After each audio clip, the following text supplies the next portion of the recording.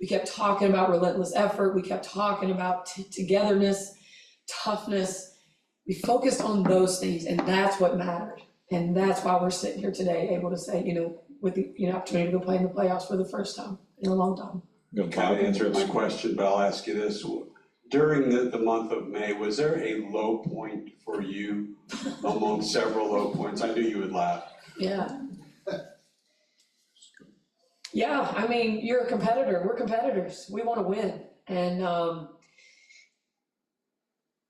top of all the outside noise, and expectations made it really difficult when there's just some people who, if you've not sat in the seat that I'm in or with the players, you don't understand the process that it takes to rebuild a team. And second year of a rebuild, that's where we are right now. Second year of a rebuild. And when I was offered the job, Rick Fuson at the time asked me how long it would take me to get us back to the playoffs. I said, Rick, I think I could do it in 4 years, possibly 3, but and he was awesome, gave me a 4-year contract.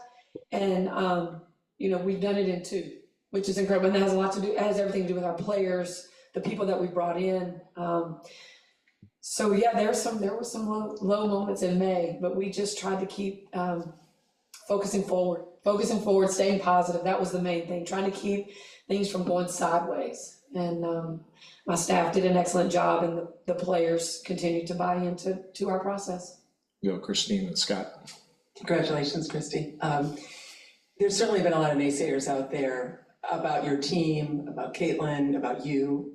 And a day like today, like this, within 16 hours or whatever the time period is, I haven't figured it out, but you qualify for the playoffs, and then all these awards and honors. And Ryan was emailing nonstop with with another announcement, and I thought one of them I'd already read, and then it was more for Caitlin or something. What kind of statement does that make about where you are and what maybe the league's perception or the outside world's perception was, and how wrong it all was? Thanks. Yeah, the perception was we were not going to be very good, and I was not very good at my job in May, and that's okay. I mean, that's part of sport. Professional sports, a lot of teams, when teams win, it's the players, and when teams lose, it's the coach. And that's just what, I knew I signed up for that. Now, the atomic bomb that landed in with the fever and the outside, just just how different it was, that was tough to navigate. Trying to make sure our players were not, they are social media people. This is their generation. And so, for them to be so affected by it, and just trying to explain to them, like, that's what we started. That was our first conversation in our team meeting. Just keep the noise out. Just do what we have to do to make sure we don't let that outside noise in. They did. We did. We kept pushing forward. And a day like today has just been incredible for our team. I mean, the only thing I wish is, I think Kelsey Mitchell was deserving of some award today. I wish we could have found another one for her. But she's gonna always be, she got my award for how she's just been so consistent. And Caitlin and what she's done is just incredible. But I can say that about Aaliyah Boston. All these guys are playing with they're all talented, very young and talented. And so they're all trying to figure it out together. And a lot of times this happens with veteran players, that they get put on a team and they get to experience, the success that we're having right now, this second half of the year. But we're doing it with all drafted players. That's our starting lineup. All Indiana Fever drafted players, which I thought was an incredible thing. Somebody told me that today.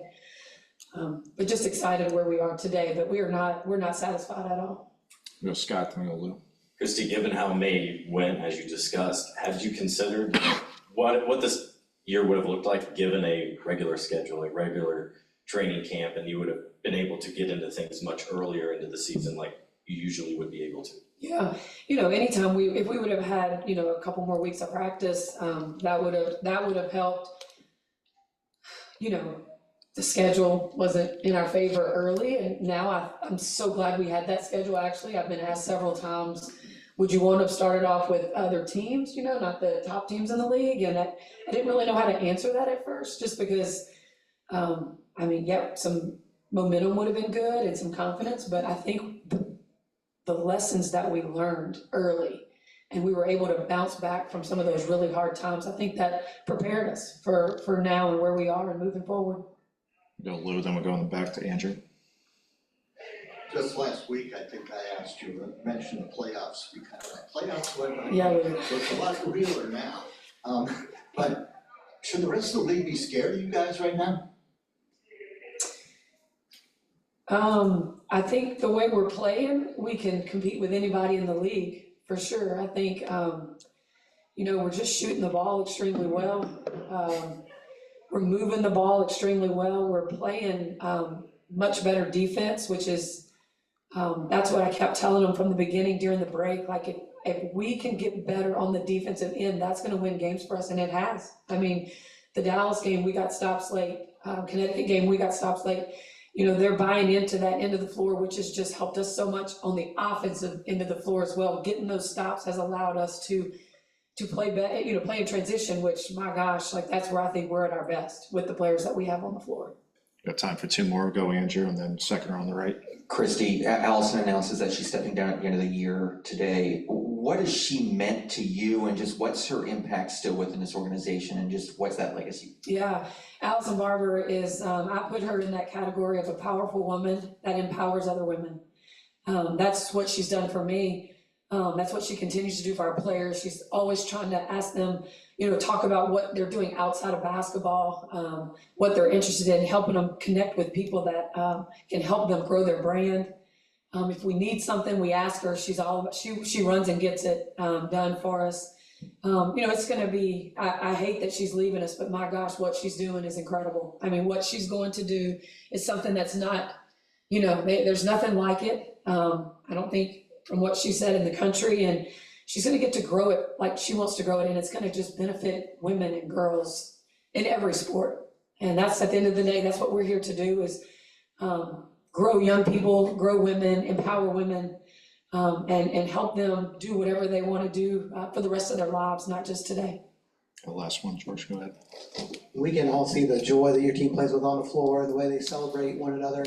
How much has that led to this turnaround? How big a role has that played in the turnaround? And then also, arguably your best player last year, Aaliyah Boston, kind of leading that charge of selflessness. How does that affect the rest of the roster? Yeah, I'll start. The joy piece has just been huge. Them getting an opportunity to get to know each other during the break changed, you know, everything. The vibe in the locker room, around the gym. They have time to get to know each other. That's huge, and people don't understand that. You don't just step on a court and play basketball and everything connect. It just doesn't happen that way. Aaliyah Boston is, you know, she's just that statue. She's not just our post player, but she's just that low post presence. Her defense for us has been incredible. I know she's not happy with the offensive production that she's had the last few games, and, you know, she is, you know, pumped every night we win. I mean, that's the big goal, but she also wants to contribute to her team on both ends. And so, you know, we talked to her a lot about some different things and over this week, but she wants to win. She wants to win, and that's the most important piece. And she's been a great leader for us in the locker room as well. All right, thank you, everybody. Bring Caitlin in next.